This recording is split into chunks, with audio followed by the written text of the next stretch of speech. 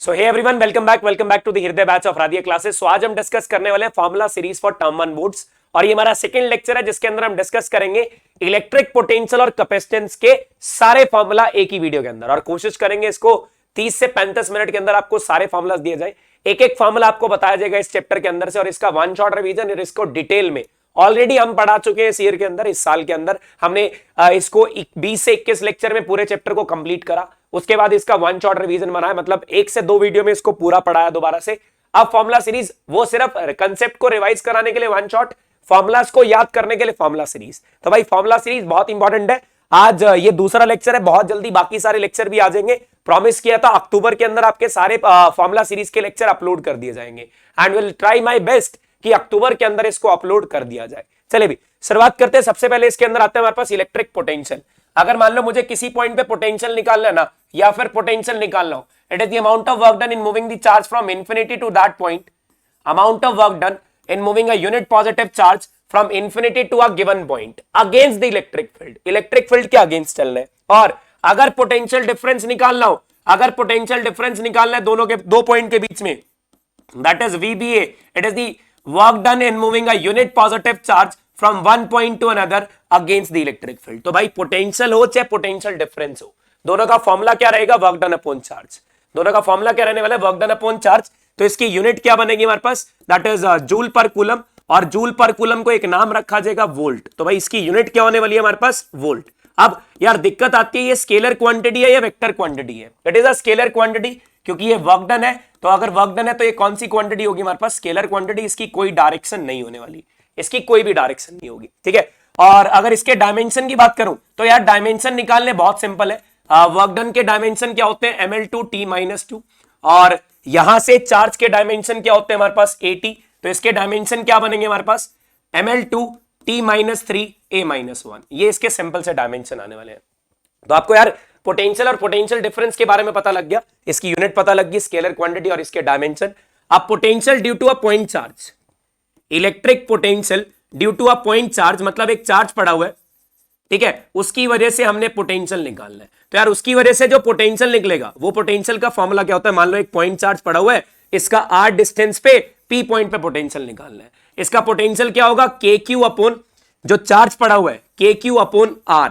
r square नहीं आएगा, ध्यान रखना, पोटेंशियल के अंदर r आता है, kq अपॉन r आने वाला है। और यार यहां से k की वैल्यू क्या होगी? 1/4 पाई एप्सिलॉन नॉट, या सभी जानते हैं 9 × 10⁻⁹ इसकी न्यूमेरिकल वैल्यू होती है। कितनी न्यूमेरिकल वैल्यू होगी? 9 × 10⁻⁹ तो भाई पोटेंशियल का फॉर्मूला याद रखोगे, दो ही फॉर्मूले होंगे। If you are provided with a charge kq upon r, और अगर आपको वर्क डन दिया जाता है तो work done per unit test charge, और ये वाला जो चार्ज होता है इसे कौन सा चार्ज बोलते हैं? Test charge. Work done per unit test charge is called electric potential, ठीक है भाई। तो ये पोटेंशियल के दो फॉर्मूले बन गए, kq अपॉन r और work done upon test charge. तो भाई आप इसका स्क्रीनशॉट साथ साथ लेते रहना, या अगर आपने नोट करने तो नोट करते रहना। इसके बाद आता हूं यार इसके वेरिएशन पे, अगर इसका वेरिएशन बनाया देना। अच्छा, इसके बीच में अगर बात करूं, इलेक्ट्रिक फील्ड का फॉर्मूला होता है kq upon r square, while potential का फॉर्मूला होता है kq अपॉन r। मैं इन दोनों का ग्राफ ना एक साथ बनाने वाला हूं, मैं पोटेंशियल, इलेक्ट्रिक फील्ड और डिस्टेंस का ग्राफ एक साथ बनाने वाला हूं। दोनों का रेक्टेंगुलर हाइपरबॉलिक होने वाला है, लेकिन दोनों एक पॉइंट पे आके मीट करने वाले हैं।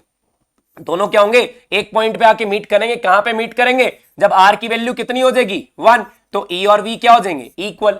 ये वाला जो आगे की तरफ ग्राफ है ये इलेक्ट्रिक फील्ड को रिप्रेजेंट करेगा, और पीछे वाला ग्राफ पोटेंशियल को रिप्रेजेंट करेगा। पीछे वाला ग्राफ पोटेंशियल को रिप्रेजेंट करेगा। ऐसा क्यों? Because potential depend on r while electric field depend on r square, और जिसका ग्राफ r स्क्वायर पे डिपेंड करता है उसके लिए ग्राफ क्या हो जाएगा? ज्यादा कर्व्ड होने वाला है, उसके लिए ग्राफ ज्यादा कर्व्ड होने वाला है। अब यार डायपोल के बारे में तो आप जानते ही हो। अगर आप डायपोल के बारे में जानते हो तो डायपोल के अंदर होते हैं दो चार्जेस, एक पॉजिटिव चार्ज, एक नेगेटिव चार्ज, और इनके बीच में डिस्टेंस कितना रहता है? 2a। अब भाई 2a क्यों होगा? क्योंकि यार इसके सेंटर से जितने डिस्टेंस लिए जाते हैं ना, सारे कहां से लिए जाएंगे? सेंटर से। अब सबसे पहली बात आती है इसके एक्सियल पॉइंट पे, हमने पोटेंशियल निकालना है कहां पे? एक्सियल पॉइंट पे, इसकी एक्सेस पे। यहां पे जो पोटेंशियल आता है ना, उसका फॉर्मूला होता है हमारे पास kp, ध्यान रखना, kp r square minus a square, kp r square minus a square. r है distance from the centre, r है डिस्टेंस फ्रॉम द सेंटर। अब यार ये डिपेंड करता है आपका पोटेंशियल पॉजिटिव है या नेगेटिव, ये डिपेंड करता है। अगर नेगेटिव चार्ज इस पॉइंट के पास पड़ा है अगर नेगेटिव चार्ज इस पॉइंट के पास पड़ा है तो ये पोटेंशियल होगा नेगेटिव। अगर मैं इस डायपोल को पलट के रख दूं, पॉजिटिव इसके पास आ जाएगा, तो ये पोटेंशियल होगा पॉजिटिव। ऐसा क्यों? बिकॉज मैंने आपको बताया potential is a scalar quantity, ये एक स्केलर क्वांटिटी है, और अगर ये स्केलर क्वांटिटी है तो ये पोटेंशियल पॉजिटिव होगा for positive charge. Positive charge के लिए पोटेंशियल पॉजिटिव होता है, एंड पोटेंशियल इज नेगेटिव, ये नेगेटिव होता है किसके लिए? फॉर नेगेटिव चार्ज, और नेगेटिव चार्ज के लिए नेगेटिव होता है। Is it clear? बहुत सिंपल सी बात है यार, पोटेंशियल एक स्केलर क्वांटिटी है, पॉजिटिव चार्ज के लिए पॉजिटिव और नेगेटिव चार्ज के लिए नेगेटिव। अगर नेगेटिव चार्ज पास पड़ा है तो पोटेंशियल नेगेटिव, अगर पॉजिटिव चार्ज पास पड़ा है तो पोटेंशियल पॉजिटिव। ठीक है, फॉर्मूला आप लोग याद रखोगे, केपी एक आर स्क्वायर, क्या फॉर्मूला याद रखा था? एक्सियल पॉइंट पे पोटेंशियल कितना आया था हमारे पास? Minus kp upon are square minus A square. अगर शॉर्ट डायपोल होता है, छोटा डायपोल होता है, छोटे डायपोल के लिए आर बहुत बड़ा होता है एज कंपेयर टू ए, तो यार यहां पे पोटेंशियल कितना आने वाला है? Minus kp upon are square. यहां पे पोटेंशियल कितना आएगा हमारे पास? Minus kp upon are square. अब आता है, इसके बाद आएगा यार हमारे पास इक्वेटोरियल पॉइंट। इक्वेटोरियल पॉइंट क्या होता है? जो डायपोल की परपेंडिकुलर एक्सेस पे होता है, एक पॉजिटिव चार्ज एक नेगेटिव चार्ज, इनके बीच में डिस्टेंस 2a, और इसकी परपेंडिकुलर एक्सेस पे, यहां से परपेंडिकुलर बाइसेक्टर एक्सेस पे आर डिस्टेंस पे एक पॉइंट पड़ा हुआ है। तो यार जितना पॉजिटिव चार्ज का डिस्टेंस उतना ही नेगेटिव का डिस्टेंस, तो यहां पे पोटेंशियल कितना होने वाला है? 0। Potential at equatorial point is 0। Axial का रिजल्ट आपको याद रखना पड़ेगा, इक्वेटोरियल पॉइंट पे जो इसका पोटेंशियल होगा वो कितना होगा हमारे पास? 0। अब इसके बाद आते हैं यार at any general point. At any general point, किसी भी जनरल पॉइंट पे अगर मुझे पोटेंशियल निकालना है तो वो पोटेंशियल कैसे निकाला जाता है? तो भाई जनरल पॉइंट का मतलब क्या है? एक पॉजिटिव चार्ज पड़ा हुआ है, एक नेगेटिव, इनके बीच में डिस्टेंस कितना है? 2a। यार यहां से कोई भी जनरल पॉइंट है, यहां से r डिस्टेंस पे, और ये एंगल कितना बना रहा है? थीटा। ठीक है, अब यार आपको एक पॉइंट यहां पे याद रखना पड़ेगा, यहां पे डायपोल जो होता है, सॉरी जो पोटेंशियल होता है वो सिर्फ डिस्टेंस पे डिपेंड नहीं करता, वो ओरिएंटेशन पे भी डिपेंड करता है। भी आपका पॉइंट किस तरफ है, वो एंगल थीटा पे भी डिपेंड करता है, एक्सियल पॉइंट है, इक्वेटोरियल पॉइंट है, या किसी एंगल पे है, इस पे भी डिपेंड करेगा। ठीक है, और यहां पे जो पोटेंशियल आता है ना वो क्या आएगा? देखो नेगेटिव का डिस्टेंस कम है और पॉजिटिव का डिस्टेंस ज्यादा है, अगर पॉजिटिव का डिस्टेंस ज्यादा और नेगेटिव पास पड़ा हुआ है तो इसका ओवरऑल पोटेंशियल नेगेटिव आएगा। Minus KP cos theta upon are square minus A square cos square theta. ये तो है जनरल रिजल्ट, और जनरल रिजल्ट बहुत कम सिचुएशन में पूछा जाएगा। आपसे किसका रिजल्ट पूछा जाएगा? शॉर्ट डायपोल का, और छोटे डायपोल के लिए आर बहुत बड़ा होता है एज कंपेयर टू ए, तो भाई ये वाली टर्म निगलेक्ट हो जाएगी। पोटेंशियल किसके बराबर होगा? Minus KP cos theta upon are square, minus KP cos theta upon are square. ये पोटेंशियल आ गया जनरल पॉइंट पे। ठीक है, ये पोटेंशियल जनरल पॉइंट पे, तो भाई ये चीजें याद रखो। ठीक है, हम एक्सियल पॉइंट पे, इक्वेटोरियल पॉइंट पे और जनरल पॉइंट पे पोटेंशियल निकाल चुके हैं।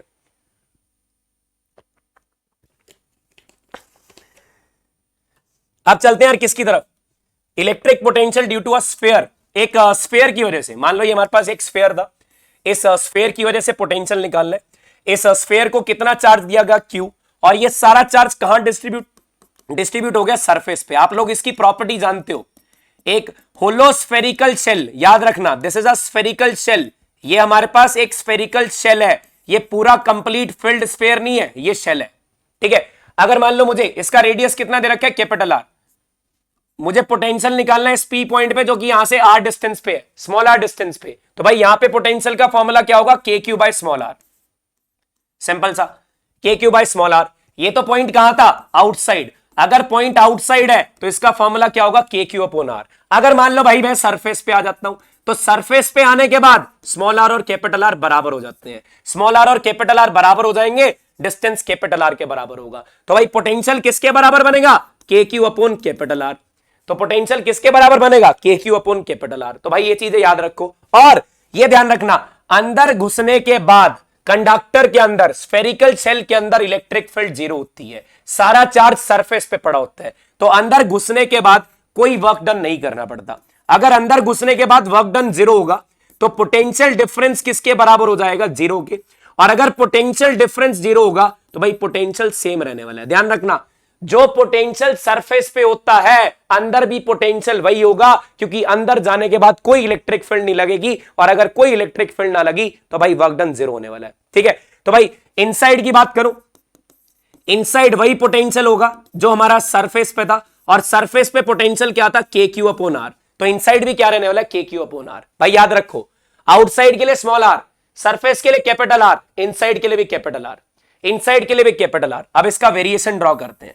हमने इस पोटेंशियल का वेरिएशन ड्रॉ करना है विद दी स्मॉल आर। अब एक पॉइंट आएगा, small R is equal to capital R. मैंने क्या बोला, अंदर पोटेंशियल कांस्टेंट रहेगा, अंदर पोटेंशियल क्या रहेगा, कांस्टेंट, और बाहर आके it is inversely proportional to R. Outside it is inversely proportional to R. तो इसके बाद ग्राफ कैसा बनेगा, डिक्रीजिंग, सॉरी रेक्टेंगुलर हाइपरबॉलिक। इसके बाद ग्राफ कैसा बनेगा, रेक्टेंगुलर हाइपरबॉलिक।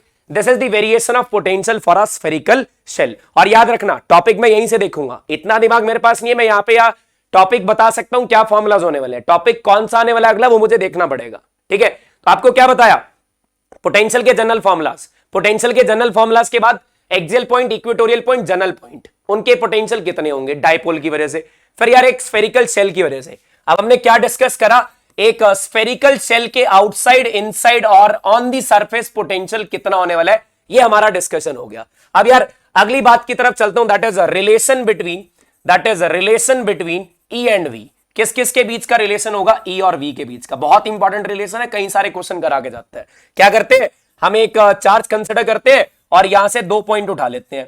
यहां पे पोटेंशियल वी होगा और इधर वी प्लस डीवी होगा, क्योंकि जब इस तरफ आओगे पोटेंशियल बढ़ेगा, डिस्टेंस कम करोगे तो पोटेंशियल क्या होने वाला है, बढ़ने वाला है। अब यार इलेक्ट्रिक फील्ड, एक टेस्ट चार्ज रखना पड़ेगा, इलेक्ट्रिक फील्ड तो इसकी इस तरफ होगी, क्योंकि पॉजिटिव और पॉजिटिव क्या करेंगे, रिपेल करेंगे।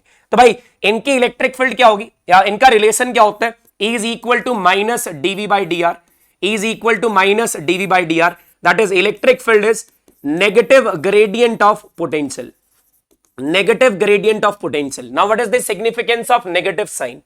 Negative sign shows, negative sign क्या शो करता है, that potential increases, potential increase तो जरूर होगा लेकिन opposite to electric field, electric field के opposite increase होगा, potential increases opposite to electric field. अब सपोज एक पॉजिटिव चार्ज है, पॉजिटिव की इलेक्ट्रिक फील्ड क्या होती है, बाहर की तरफ, पॉजिटिव की इलेक्ट्रिक फील्ड क्या होती है, आउटवर्ड। तो भाई अब ये याद रखना, पोटेंशियल अंदर आते हुए इंक्रीज होगा। अगर मान लो मैं 2 पॉइंट उठा लेता हूं ए और बी, तो पोटेंशियल कहां पे ज्यादा होगा, बी पे, क्योंकि जहां इलेक्ट्रिक फील्ड जाएगी पोटेंशियल उससे अपोजिट बढ़ेगा, पोटेंशियल उससे अपोजिट बढ़ेगा। मान लो एक नेगेटिव चार्ज है, नेगेटिव से इलेक्ट्रिक फील्ड कहां आती है, अंदर की तरफ। अगर नेगेटिव से इलेक्ट्रिक फील्ड अंदर की तरफ आती है तो पोटेंशियल बाहर जाते हुए बढ़ेगा।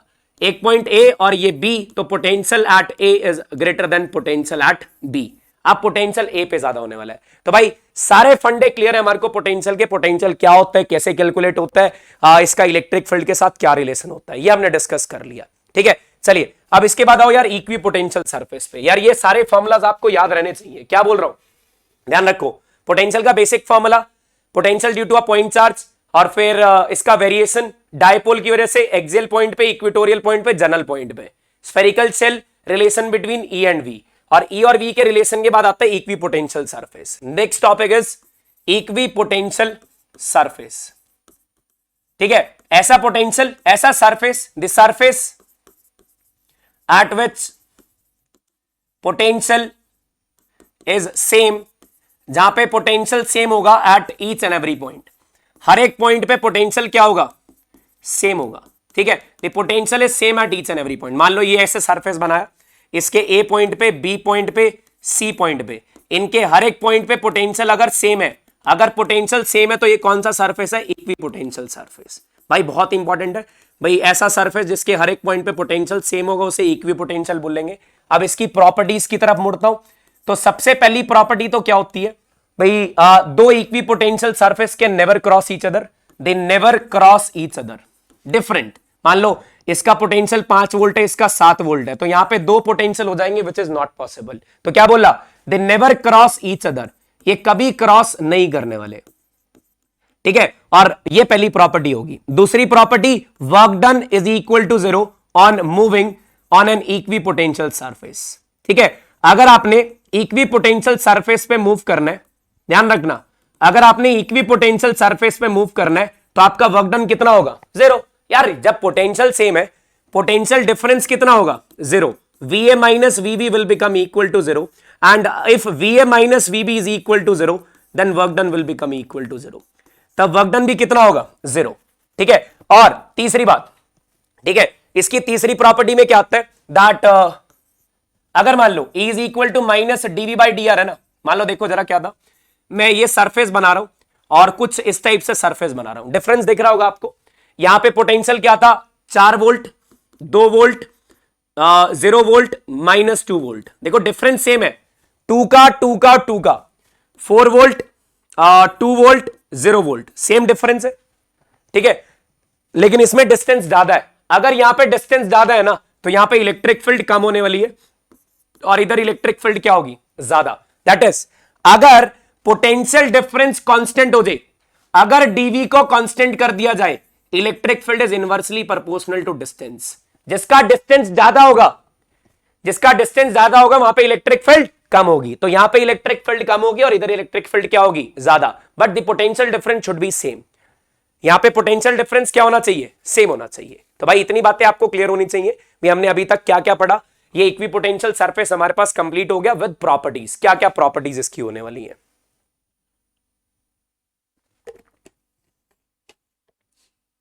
चलिए अब इसके बाद चलते हैं यार इलेक्ट्रिक पोटेंशियल एनर्जी पे। यार ये तो बहुत आसान है, इलेक्ट्रिक पोटेंशियल एनर्जी, जितना वर्क डन होगा ना, जितना वर्क डन होगा उतनी एनर्जी होगी, और वर्क डन का फॉर्मूला क्या होता है potential into charge, work done का फॉर्मूला पोटेंशियल इनटू चार्ज, ठीक है। अब यार एक सिंपल सी बात करूं, पोटेंशियल का फॉर्मूला था के क्यू अपॉन आर, तो यार यहां से वर्क डन का फॉर्मूला क्या बनेगा K Q Q not upon R, मतलब ये टेस्ट चार्ज पे भी डिपेंड करता है, वर्क डन किस चार्ज को आप मूव कर रहे हो उस पर भी डिपेंड करेगा, और किस चार्ज की इलेक्ट्रिक फील्ड के अंदर लेके आ रहे हो उस पर भी डिपेंड करेगा, दोनों पे डिपेंड करने वाला है, ठीक है। तो भाई वर्क डन फॉर्मूला याद रखना। अब मैं आपको 4 फॉर्मूला एक साथ लिख के दे रहा हूं।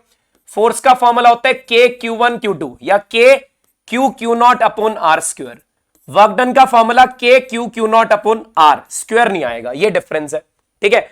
और इलेक्ट्रिक फील्ड का formula K Q upon are square, ठीक है, और पोटेंशियल का formula K Q upon are, ये भी वही डिफरेंस, इलेक्ट्रिक फील्ड में आर स्क्वायर, पोटेंशियल में आर आता है। ये 4 फॉर्मूला आपका पूरा इलेक्ट्रोस्टैट्स बना सकते हैं, ये 4 फॉर्मूला आपका पूरा इलेक्ट्रोस्टैट्स बना सकते हैं, पूरा इलेक्ट्रोस्टैट्स इससे कर सकते हो आप, ठीक है। अब यार एनर्जी, इसके बाद चलेंगे energy due to system of